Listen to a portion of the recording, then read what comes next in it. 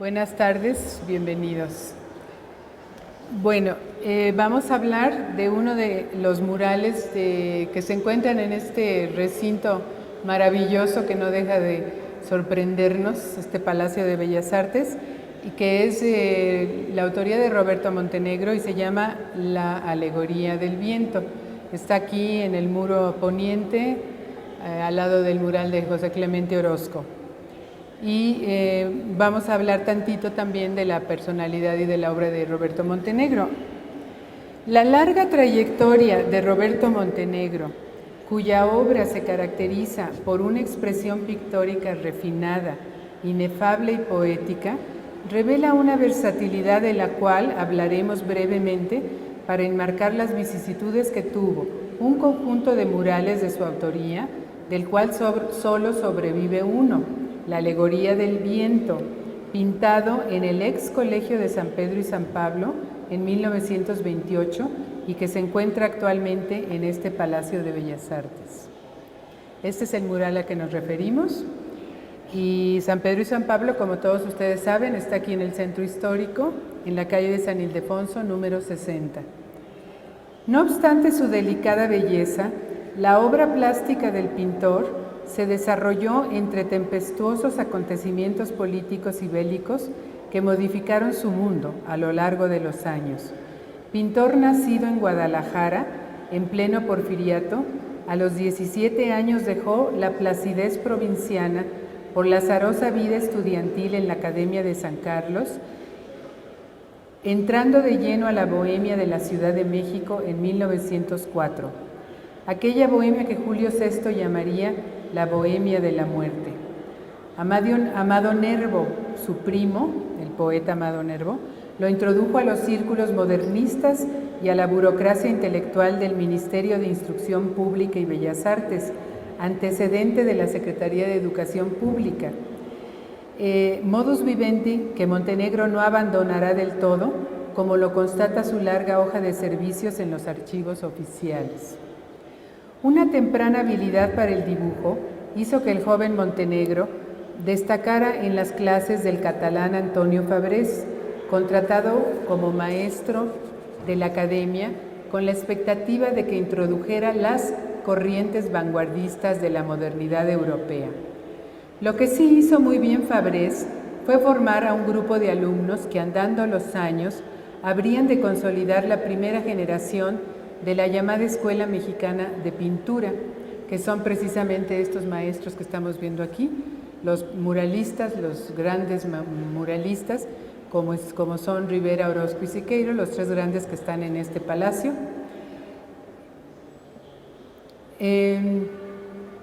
Montenegro estaba entre ellos, entre este grupo de alumnos. Partió pensionado para Europa con los mejores augurios. La Ciudad de México que dejaba atrás, así como la misma academia, le habían aportado una imagen ideal de Francia, que nada tenía que ver con los barrios bohemios de París, ni con las propuestas subversivas que estaban por transformar al mundo al fragor de guerras y revoluciones. Recuerden que se va a principios de siglo, o sea, antes de la Revolución Mexicana y antes de la Primera Guerra Mundial. La gritería de los transterrados rusos, París era la capital del mundo y la capital de los exiliados, que después harían las grandes revoluciones del siglo XX. Esta gritería, lo dice el propio Montenegro en sus memorias, así como las confabulaciones de algunos compatriotas en su propio estudio parisino, anunciaban una crisis que arrastraría consigo al entramado social que había funcionado hasta entonces, tanto en México como en Europa. Imperios, monarquías y dictaduras se tambaleaban ante el embate incontenible de la modernidad del siglo XX. En este ambiente cargado de tensiones, las rupturas que habrían de sacudir al arte de Occidente con los movimientos de vanguardia apenas tocan tangencialmente la visión de Montenegro. No es insensible a los cambios, es más, confiesa que lo angustian, pero no incursiona de lleno en la experimentación, como es el caso de Rivera, por ejemplo, con su abundante producción cubista, sino que más bien Montenegro se deja atrapar por el espíritu decadentista fin de siglo de aquel París ya un tanto fatigado y de las corrientes decorativas derivadas de la Revolución Industrial, con su producción en serie, me refiero al Art Nouveau, y ya en la década de los años 20 al Art Deco. La transición entre los diversos estilos cultivados por nuestro artista habla de la versatilidad de sus propuestas. En sus dibujos, tintas y grabados de principios del siglo XX, Montenegro trata temas como la femme fatale, la mujer fatal, en una resignificación modernista, como estas mujeres amenazadoras en torno a un hombre atado, que es un moderno San Sebastián, digamos, el tema es San Sebastián, martirizado por saetas ante la mirada femenina indiferente. Todas son perversamente bellas, seductoras y lejanas. Todas hieren, la última mata, reza la cartela en la parte superior. Lo mismo puede decirse dentro de los esquemas de la mujer fatal, de la femme fatale, lo mismo puede decirse de la imprescindible Salomé, cuyo paso lleva aún el ritmo de la danza y en sus manos la cabeza sangrante del Bautista. En 1916, Montenegro regresa a México brevemente cuando ya las arengas a la lucha revolucionaria están llamando a la puerta. Vuelve de nuevo a París, a su estudio en Montparnasse, pero los estruendos de la guerra lo hacen desplazarse hacia otros horizontes más seguros, y es así como al estallar la Primera Guerra Mundial, en 1914, se instala en el pueblecillo de Pollença, en la isla de Mallorca, guardando en su memoria los paisajes de playas, acantilados y el azul sin fin del Mediterráneo.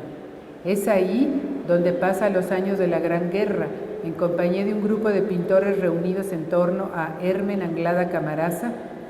Entonces, con la visión luminosa postimpresionista del maestro catalán, surgió la inquietud por representar tipos nacionales, protagonistas que ya en México adoptarán las vestimentas, igualmente fascinantes y exóticas, de tehuanas y mujeres enrebosadas.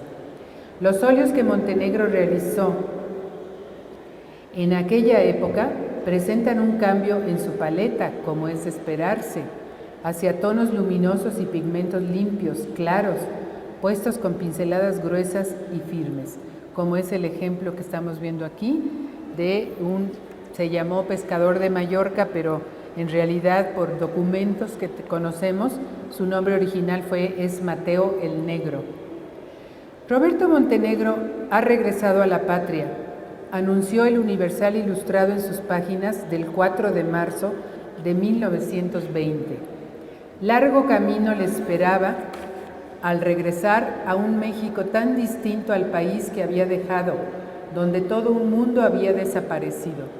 Ahora debía encontrarse con una nueva realidad social en la que diversos protagonistas en las esferas del arte y el poder formulaban las propuestas de los nuevos tiempos. Muchos de ellos, como Diego Rivera, Jorge Enciso, Adolfo Besmogar y Gerardo Murillo, el Dr. Atl, también compañeros suyos en las correrías de París. A partir de entonces se dio un diálogo constante entre las fuentes visuales de sus trabajos europeos y los muy variados que inició el artista en su trayectoria mexicana. Lo esperaba una tarea monumental en los muros de los edificios públicos, como uno de los primeros pintores contratados en 1921 por el primer secretario de Educación Pública, José Vasconcelos, quien también pidió a sus artistas ilustraciones y viñetas para las publicaciones de la SEP. Como ustedes todos saben, esta ingente tarea de Vasconcelos, pues tuvo una gran respuesta por parte de intelectuales y artistas, quienes contribuyeron con él, no nada más en el muralismo, que tal vez sea la expresión más espectacular, pero también en muchas ilustraciones, en todas las publicaciones, en las muchas publicaciones que tuvo la SEP. En ese mismo año, 1921, con motivo de las fiestas del centenario de la consumación de la independencia, se monta una gran exposición de arte popular organizada por Enciso, Dr. Atl y Montenegro.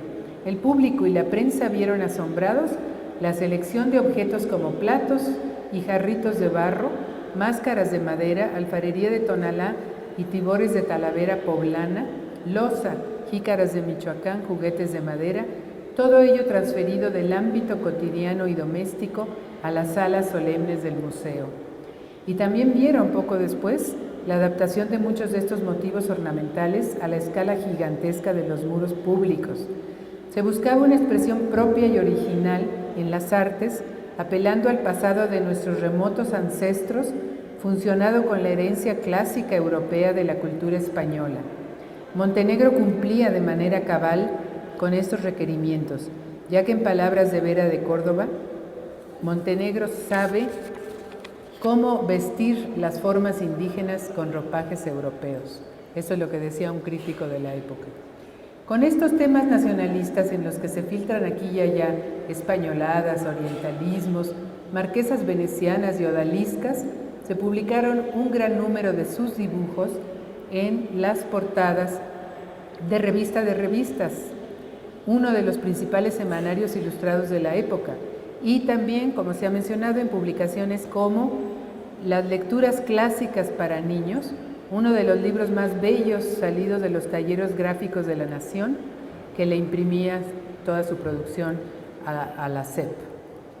El ex Colegio Máximo de San Pedro y San Pablo, ubicado en la calle de San Ildefonso número 60, en el centro histórico de la Ciudad de México, fue uno de los edificios novohispanos donde se inició la primera etapa del muralismo mexicano. El edificio en ruinas fue rescatado en 1922 por José Vasconcelos para restituirle su carácter cultural al fundar la llamada Sala de Discusiones Libres de la recién creada SEP durante el régimen del presidente Álvaro Obregón. Para tal propósito se contrató a un contingente de artistas con el encargo de decorar, así se decía literalmente, decorar los muros del recinto con pinturas que, de acuerdo al programa educativo, representaran con formas y colores los fundamentos de una identidad nacional en gestación. Es en este mural, bueno, este es un boceto del mural, donde podemos ver la extraordinaria línea de del dibujo de Montenegro, todas las cualidades pictóricas de su dibujo, de su formación académica con Fabrés, y este es el mural que está aquí en San Pedro y San Pablo, lo que fue después el Museo de la Luz y actualmente es el Museo de la Constitución. En este mural, El Árbol de la Vida, Montenegro despliega una interpretación de las artesanías de Michoacán, en parte, conjugada con otros elementos del método de dibujo de Adolfo Bess Mogart, adoptado como método oficial en los planes de estudio de la Secretaría. Participaron en estos trabajos Javier Guerrero, Gabriel Fernández Ledesma, Jorge Enciso y el vitralista Eduardo Villaseñor. Ejecutaron decoraciones al temple en el ábside. Vean nada más qué belleza de estas decoraciones. Todavía se nota muy bien la técnica del temple porque son transparentes, más transparentes, y el mural principal, el que les enseñé, desafortunadamente ha tenido unas restauraciones donde se ha mezclado más óleos, aceites, etcétera, y se ha perdido un poco la transparencia, pero originalmente así se debió haber visto. El temple, diseñaron también los recubrimientos de azulejos en la parte baja de los muros, en los lambrines, y ejecutaron los vitrales del crucero, como es este Jarabe Tapatío, pues ya con un tema muy, muy nacionalista. Y también, por primera vez, este es el otro mural, el que está enfrente, que es la vendedora de pericos, con un motivo tomado de las playas de Colima. Y por primera vez, el escudo de la Universidad Nacional, con el lema de Vasconcelos y diseñado por Jorge Enciso.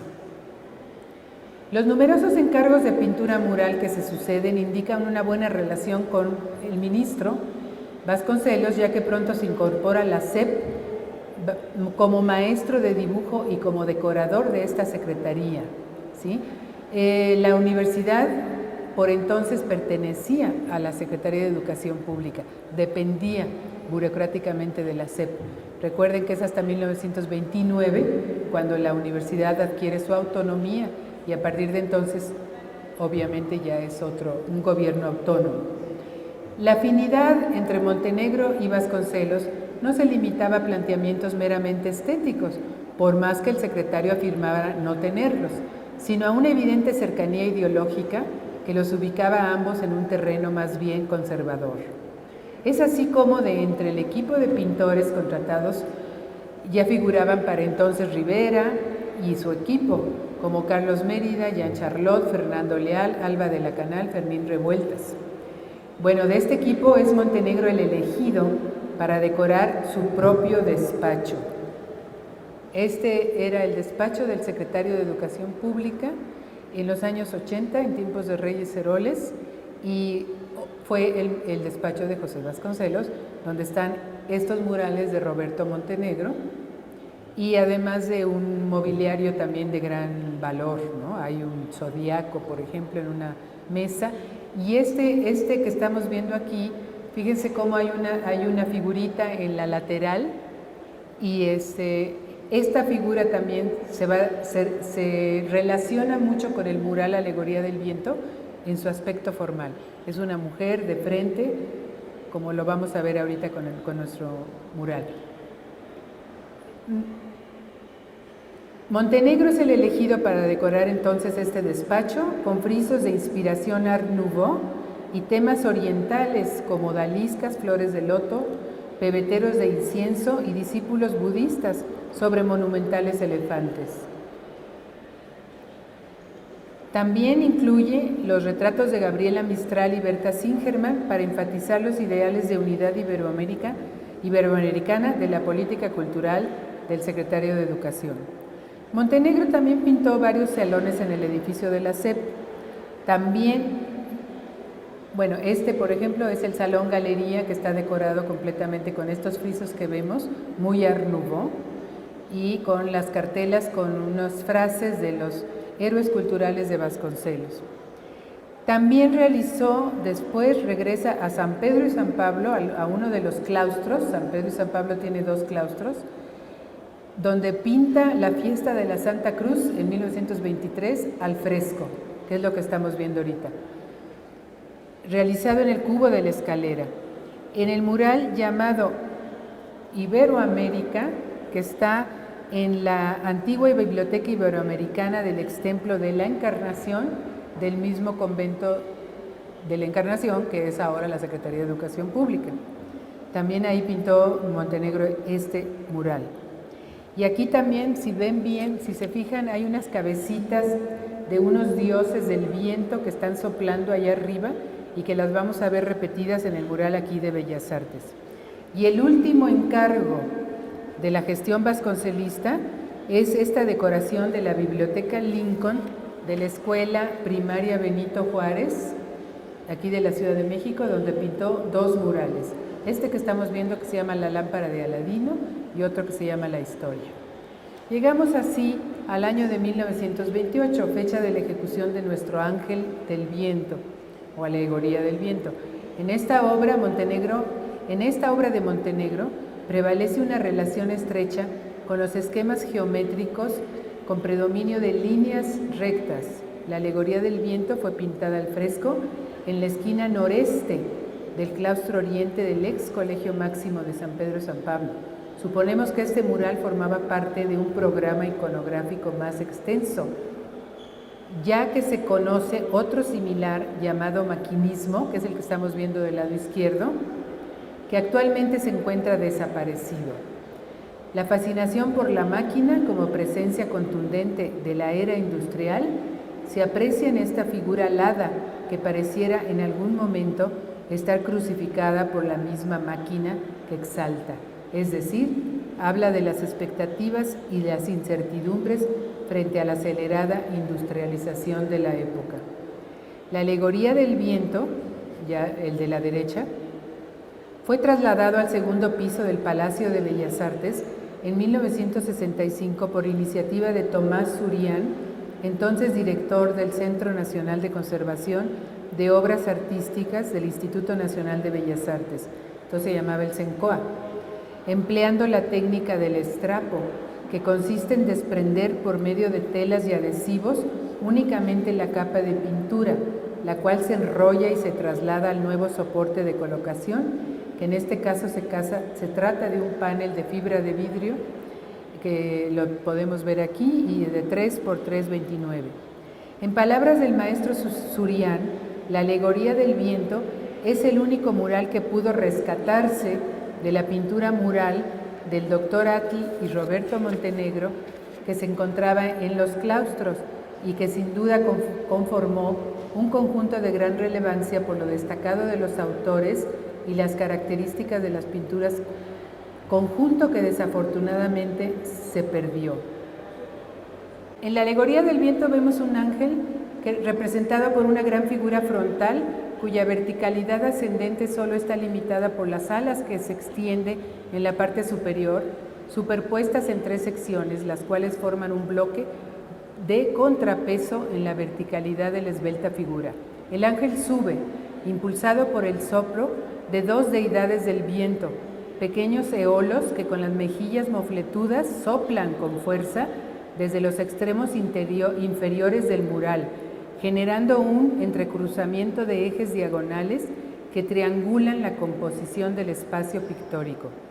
El ángel que asciende, de hieratismo inquietante, establece una simetría en la composición y propicia un espacio pictórico de riguroso orden geométrico, en el que se pueden detectar 2 triángulos, uno de mayores dimensiones invertido, donde se inscribe la figura del ángel, y el otro cuya base descansa en la parte inferior y tiene sus vértices en los diocesillos de los vientos.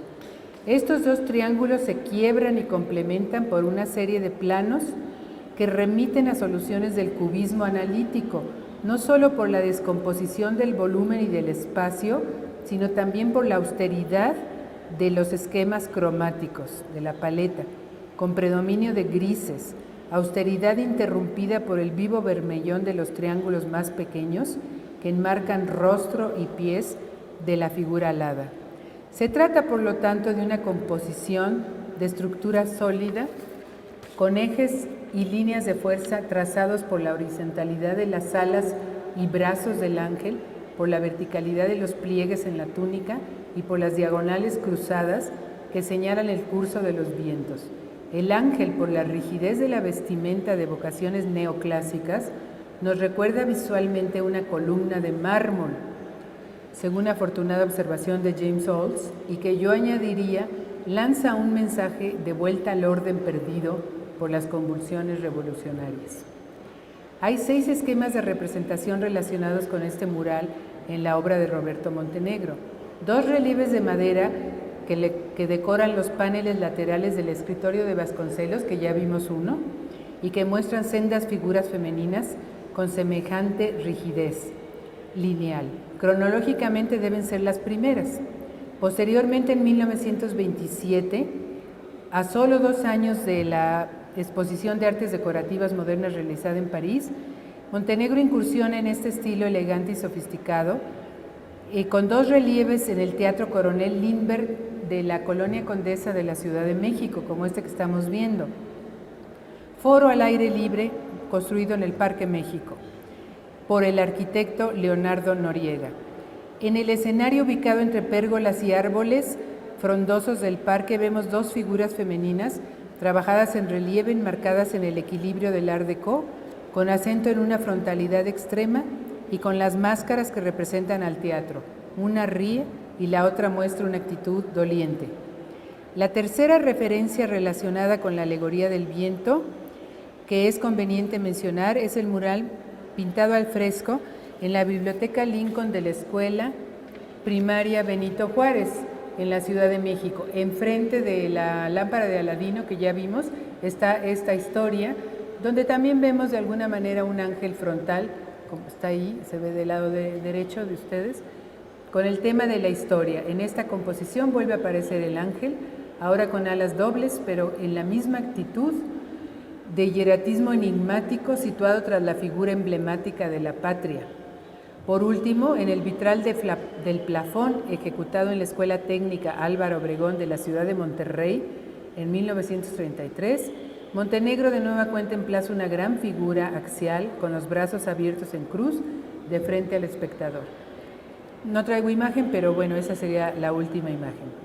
Recordemos brevemente que el término Art Déco surge a posteriori, en 1966, para denominar el conjunto de manifestaciones artísticas que se dio desde la década de los años 20, reunidas por vez primera en la Gran Exposición de Artes Decorativas de París en 1925. Es decir, que cuando Montenegro ejecuta el mural, no sabía que estaba pintando Art Deco, lo cual muestra la dinámica de las imágenes en su circulación incesante por las esferas culturales. Hay que enfatizar que el mural, Alegoría del Viento, representa una aportación significativa de Montenegro al muralismo mexicano, no solo por la maestría de la ejecución y la impecable factura, sino también porque el sentido de la figura del ángel nos habla del espíritu de ambigüedad y eclecticismo característico del modernismo que todavía prevalecía en esta época. Presenta además ciertos elementos que confirman dicha aseveración, como puede ser el carácter andrógino y marmóreo de este ángel de alas bellísimas, estático pese a la supuesta ascensión que le da el impulso de los vientos, concebido con una economía de líneas y sobriedad tal que le hace pertenecer por derecho propio a los muy contados ejemplos del Art Deco en la pintura mexicana, rasgo por demás original en el espíritu de exaltación nacionalista del muralismo de los años posrevolucionarios. Todo ello demuestra la riqueza de las propuestas plásticas del muralismo en una época de candentes debates sobre la configuración del Estado posrevolucionario y su proyección cultural, en la cual este ángel representa la presencia de la belleza universal, globalizada diríamos hoy, y que afortunadamente se trasladó al Palacio de Bellas Artes, donde podrán seguirlo apreciando las generaciones futuras. Muchas gracias.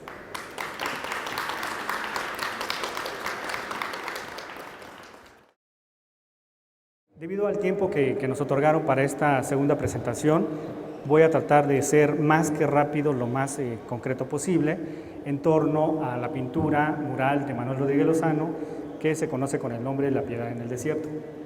Seguramente ustedes conocen aspectos biográficos generales del pintor, si no voy a decir simplemente que nació posiblemente entre 1896 o 1897, ya que no se ha comprobado realmente su fecha de nacimiento tal cual, ya que él, como otros artistas, solía ocultar directamente su fecha de nacimiento. Sin embargo, para 1941-1942, que es el tiempo en que desarrolla esta pintura, lo vemos aquí al lado de una gran amiga que tenía en ese entonces, que es María Asúnzolo. María Asúnzolo es una persona muy importante en la vida de Manuel Rodríguez Lozano y sobre todo en este periodo, ya que por entonces era una de las galeristas más importantes que dirigía la segunda, digamos, galería más importante de la época en ese momento, después de la Galería de Arte Mexicano. María Asúnzolo dirigía la Galería Gama. En los años 40 es cuando esta galería realmente asume su importancia y uno de los principales artistas y amigos cercanos de María Asúnzolo era Manuel Rodríguez Lozano.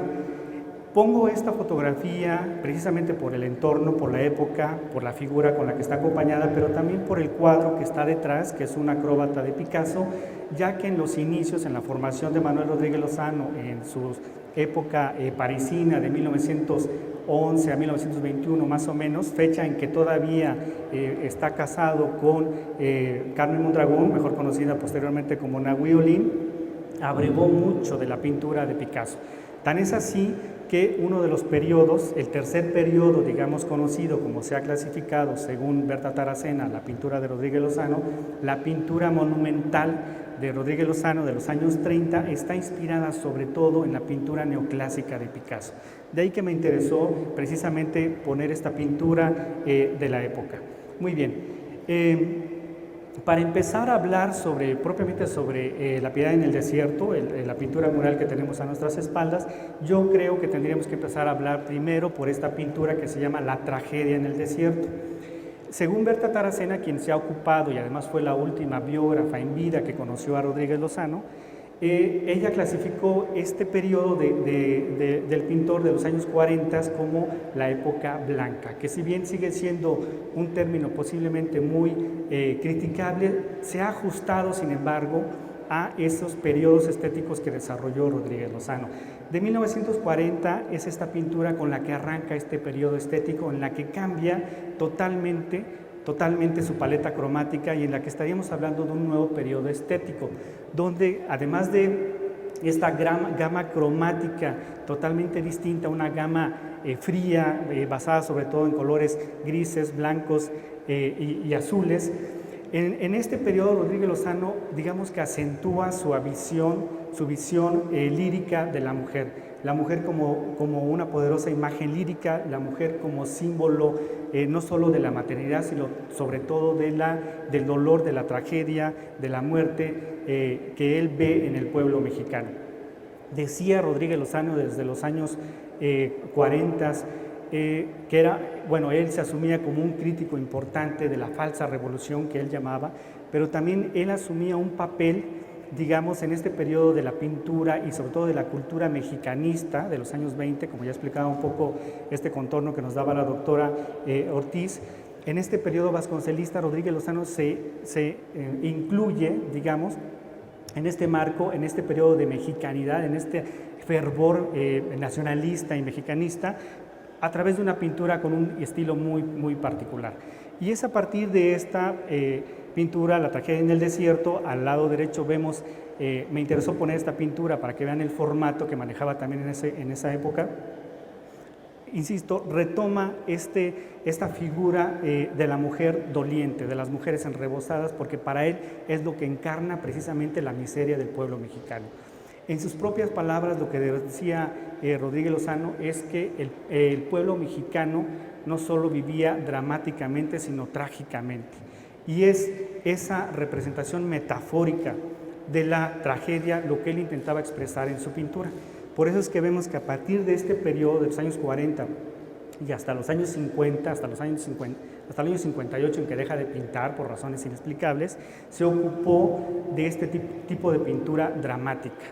Sin embargo, poco tiempo antes, en los años 32-33, elaboró una serie de tableros que se conocen como tableros de Santa Ana muerta o los tableros de la muerte.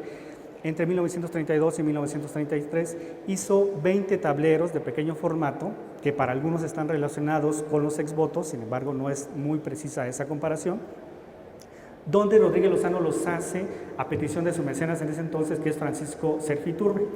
Los hace para decorar una de sus habitaciones en la calle de Isabel la Católica número 30, donde ahora actualmente hay un mural de Rodríguez Lozano impresionante que se llama El Holocausto y que lo vamos a ver un poco más adelante. Sin embargo, me interesa presentar estas dos imágenes, estos dos pequeños tableros de la serie, porque ahí vemos ya ciertas figuras, ahí vemos realmente lo que es el tema del duelo luctuoso, aquí vemos lo que es realmente cómo la tristeza humana representada en este caso por la mujer a través de la muerte adquiere una figuración en la pintura de Rodríguez Lozano, y eso es muy importante.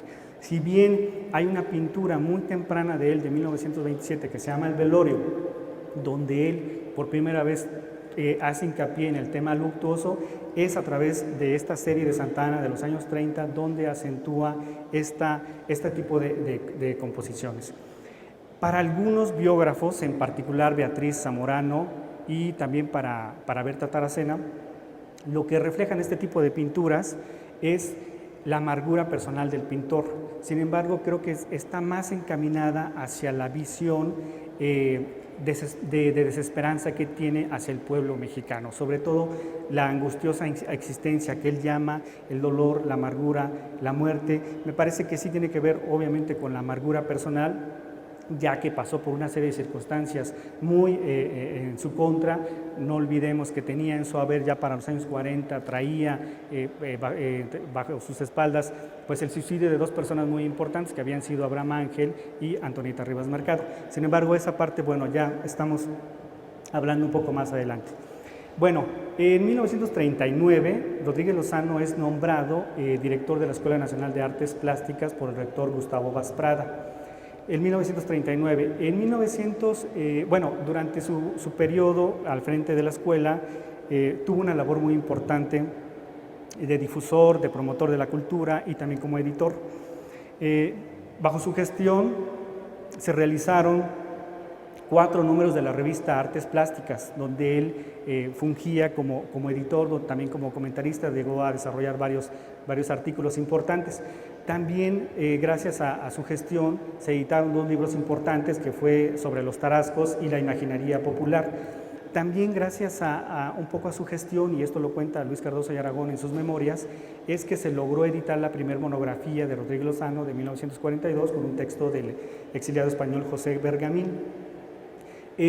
Luis Cardoso y Aragón menciona mucho este periodo en sus memorias, es muy importante porque el poeta guatemalteco, como otras figuras de ese momento, como Alfonso Reyes, como la propia Inés Amor, como María Asunzo, lo que ya vimos, fueron de las personas que primeramente empezaron a levantar las voces ante este tipo de acontecimiento que le sucedió a Rodríguez Lozano y que ahora voy a comentar. Bien, en 1941, para celebrar un homenaje en la Universidad Nicolaita de Michoacán, se realiza una exposición de grabados. Cuando regresan estos grabados a la Escuela Nacional de Artes Plásticas, algunos fueron colocados, y esto lo cuenta literalmente Berta Taracena y también otro de sus biógrafos, se regresaron una serie de cuadros a la oficina de Rodríguez Lozano, pero al siguiente día se dieron cuenta que faltaban 4 grabados, 3 de Durero y 1 de Reni. Rodríguez Lozano levantó el acta para denunciar esta desaparición. Sin embargo, las personas involucradas lo tomaron con otra versión, y es ahora lo que se conoce como chivo expiatorio. Rodríguez Lozano pasó literalmente, como él cuenta, de acusador a ser acusado. Lo encarcelan en la penitenciaría de Lecumberri en 1941. Pasó 6 meses aproximadamente.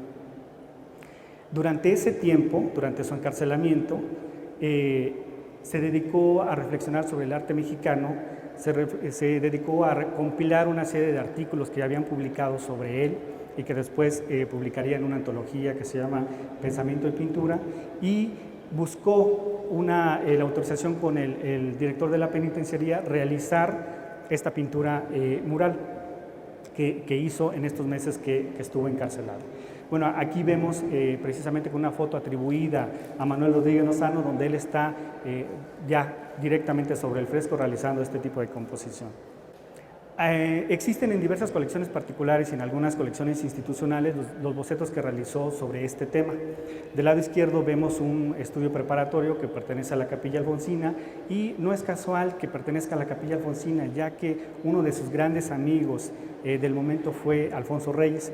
Fue uno de los escritores, diplomáticos también, que abogaron en favor de Rodríguez Lozano durante su encarcelamiento, pero también le dedicó algunas páginas muy certeras sobre el arte de Rodríguez Lozano. Del lado derecho vemos la composición, el estudio preparatorio que estaba realizando el pintor a base de la técnica del cuadriculado.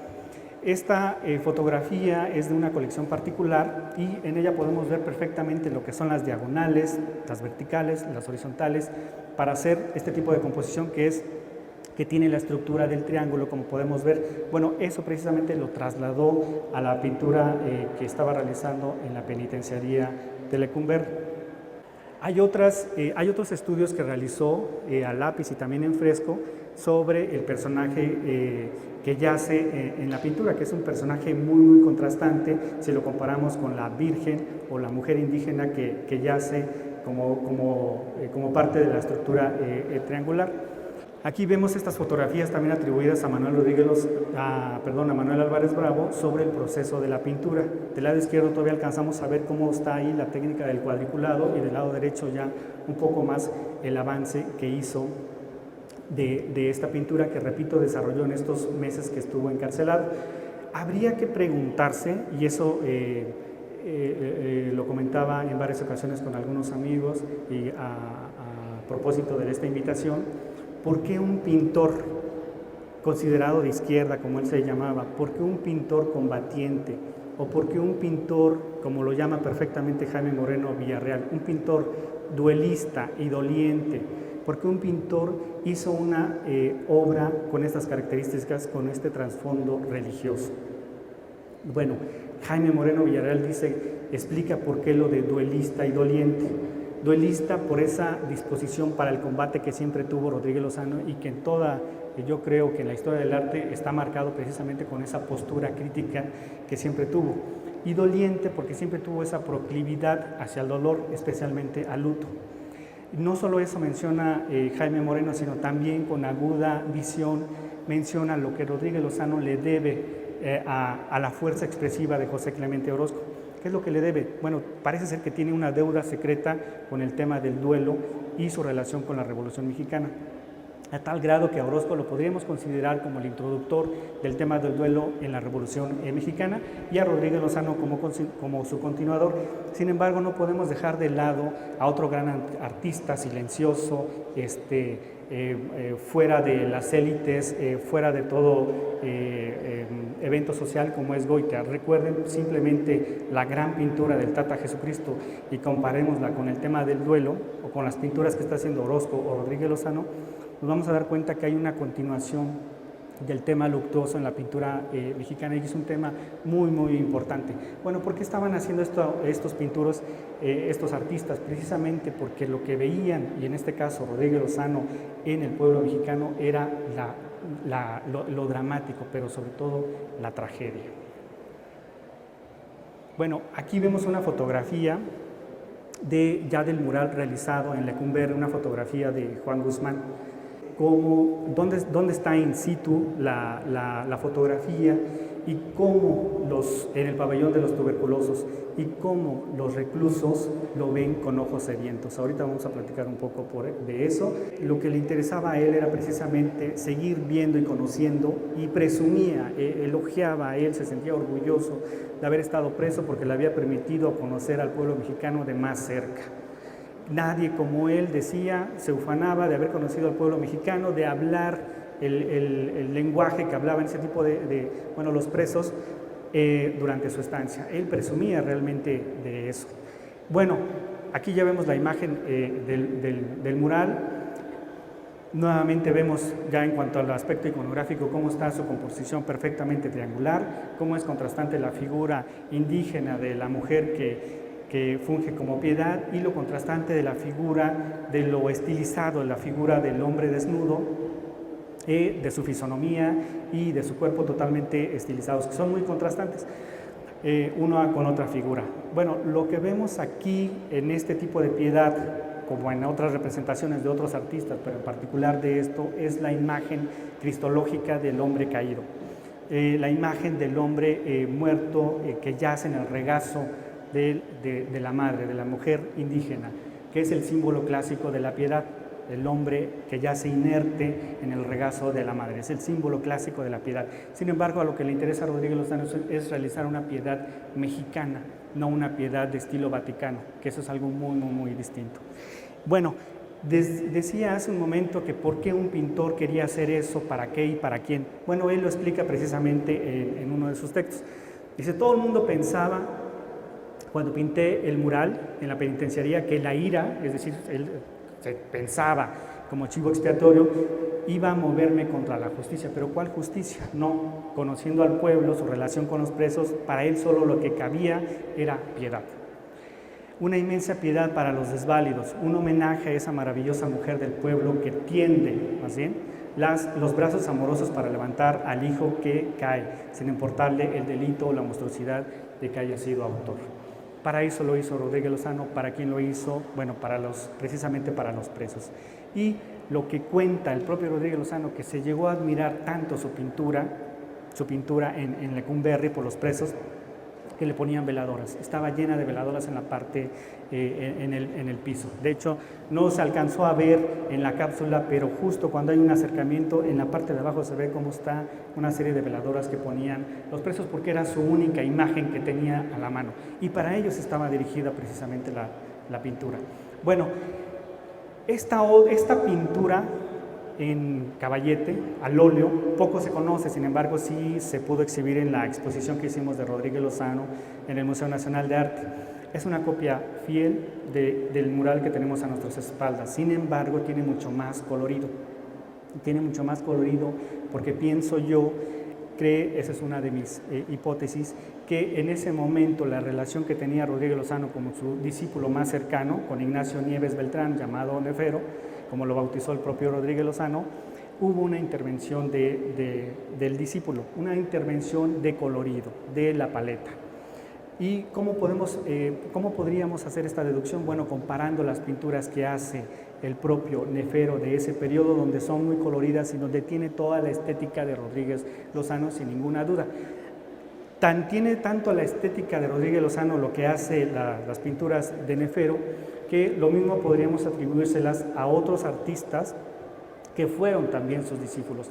Piensen en las pinturas que hizo el escultor Francisco Zúñiga. Tenemos más en mente las esculturas, pero si viéramos las pinturas que realizaba en ese periodo o las pinturas de Julio Castellanos, otro de sus alumnos cercanos, son indudables. Gracias. Aquí me interesaba precisamente hacer esta relación. La pintura de Caballete tiene el mismo formato, las mismas medidas de la pintura mural, que son de 260 por 230, y está en una colección particular. Sin embargo, me interesaba mostrar esto porque si bien estamos aquí en la zona de murales del Palacio, hay también otro tipo de versiones de la Piedad que hizo el pintor, un pintor, repito, considerado de izquierda, que hace realizaciones plásticas con un trasfondo religioso. Esta otra pintura que a mí me impresionó cuando la vi en una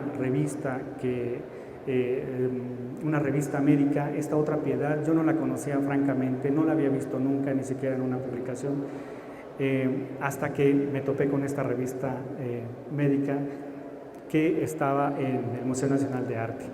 Y yo dudaba realmente si esta pintura habría sido pintada por Rodríguez Lozano. Sin embargo, viendo un video que me proporcionó Televisa, que no lo traje porque realmente es de muy mala calidad, se ve a Rodríguez Lozano que está siendo atendido por un médico en su domicilio, y en la parte de arriba está exactamente este cuadro. La cámara está pandeando, está haciendo una visión de todo lo que es la habitación, y aparece esta Piedad. Esta Piedad a mí me sorprende porque, bueno, no tiene mayores datos lamentablemente en la revista, ni fecha, ni procedencia, nada, solamente aparece como pintura de Rodríguez Lozano. Sin embargo, viendo esta comparación con el video, pues bueno, la podemos autentificar, además de que es una pintura que se hermana totalmente con la que está a nuestras espaldas. Nuevamente la figura del rostro recio de la mujer indígena cubierta con este paño blanco, que contrasta totalmente con la figura estilizada del hombre que yace muerto y con los brazos en forma de cruz, al igual que en la pintura de aquí. Quise traerles esta otra imagen porque generalmente no vemos estas otras versiones que hizo Rodríguez Lozano en su producción de los años 40. Bueno, no solo hizo este tipo de realizaciones que ya hemos visto, sino también en esta otra pintura que pertenece al Museo Nacional de Arte, que se llama no tan curiosamente, se llama La Revolución. Sin embargo, me parece que es un título impreciso. Para mí, y como se documentaba en los catálogos de la época, el título más preciso es La Revolución, y entre paréntesis, Piedad. Vamos a explicar uno por uno. La Revolución, porque en efecto, lo que trata a Rodríguez Lozano, y lo comentó en sus textos como crítico de la falsa revolución, él lo criticaba, era precisamente qué es lo que le había dejado al pueblo mexicano la revolución después de 20 y tantos años. Nada, simplemente mayor miseria y mayor riqueza para los burgueses. Bueno, en esta pintura, que tiene una composición muy particular, todo en primer plano, vemos esta composición. Del lado izquierdo, 3 figuras de mujeres, parece que están conversando sobre la desdicha o la desgracia que es, o la tristeza tal vez, de los hijos o de los maridos que se van a la guerra, como vemos al fondo. Al centro vemos a esta robusta mujer que sostiene el cuerpo del hombre que yace fallecido en su cuerpo en arco dorsal. Y del lado derecho vemos a otra triada de mujeres, igual vestidas con rebozos blancos, con faldas grises azules, que es la paleta que viene manejando el pintor en estos años, con los brazos extendidos como signo tal vez de resignación, de inclemencia. Pero como me decía Fausto Ramírez cuando analizamos esta pintura, me dice, posiblemente sea la revelación de una danza teatral. Y es cierto, no es descabellado para nada. Rodríguez Lozano estuvo muy relacionado con el teatro en los años 20 y 30, y no olvidemos que también estuvo relacionado con el grupo de los contemporáneos, en particular con Javier Villarrutia, que era muy afín, y otra de sus pasiones, además de la literatura, era el teatro. Bueno, vemos aquí a esta pintura, que es otra versión de la Piedad que él hace, de 1944. Lo curioso es que actualmente esta pintura no tiene, por alguna razón o por alguna mala restauración, se borró la fecha. Entonces, antes de llegar yo a los catálogos de la época, para saber que era fechada en 1944, y como viendo la pintura en directo no tenía la fecha, pues bueno, yo hice una serie de hipótesis para enmarcar el periodo en que pudo haber realizado esta pintura Rodríguez Lozano. Bueno, de 1944, en estos años se está realizando este tipo de realizaciones, y también hay una crítica velada, repito, a lo que es la revolución.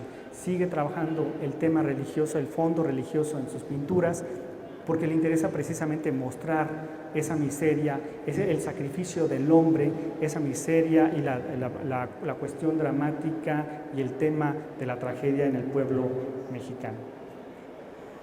Un año después realiza esta pintura en caballete que se llama El Holocausto, que pertenece al Museo de Arte Moderno, donde repite o donde podemos ver una nueva versión de la piedad.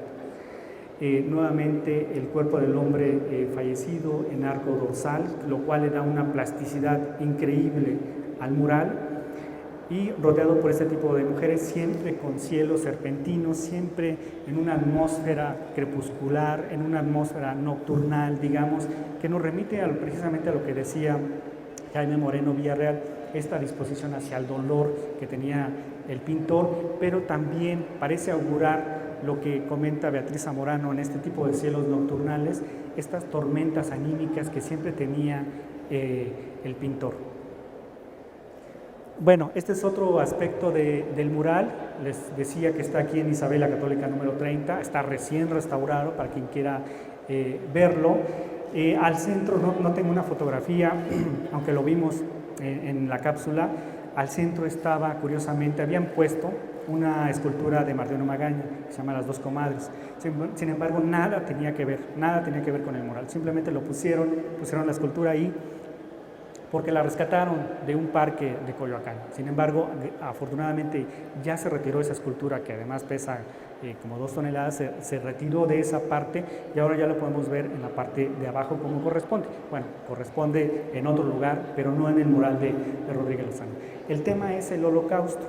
Lo que le interesa ahí a Rodríguez Lozano nuevamente es hacer una versión de la piedad, la crítica que él hace a lo que es el sacrificio que ha sufrido el hombre en particular del pueblo mexicano, pero siempre con estas figuras también estilizadas. Figuras estilizadas que para algunos biógrafos han visto o han querido ver la proyección del propio pintor. Bueno, ya estamos terminando, es otra visión del mural, de la parte de arriba de lo que antes se llamaba el Hotel Jardín. Para quien quiera visitarlos, es espléndido realmente. Quien está ahora buscando ver con ojos sedientos este tipo de murales, también lo puede visitar en donde está ahora el restaurante Azul Histórico. Bueno, me parece que ya es la última presentación. Solamente quiero terminar mi participación diciendo que para los años 40, para el tiempo en que estuvo encarcelado Rodríguez Lozano y que después fue liberado pocos meses después debido a la gran protesta, a la luz de críticas que se vinieron encima, a tal grado que se consideró un escándalo naturalmente cultural para la época, Rodríguez Lozano lo dijo en su texto después, de una forma muy sencilla, que para él había considerado este tipo de circunstancias en su contra como un delito metafísico compensado con un usted dispense. Así lo comenta él. Y bueno, simplemente decir que este episodio trágico en su vida, que lo llevó a su amargura personal y posiblemente a dejar de pintar en los años 50, llevó a su gran amigo Rodolfo Sibili a escribir la comedia en 3 actos que se llamó La Exposición, donde se basa en este lamentable episodio de Rodríguez Lozano, y donde el personaje principal, que se llama Osvaldo Rey, es un pintor juicioso, temperamental, y que habla precisamente sobre la tragedia del pueblo mexicano. Gracias.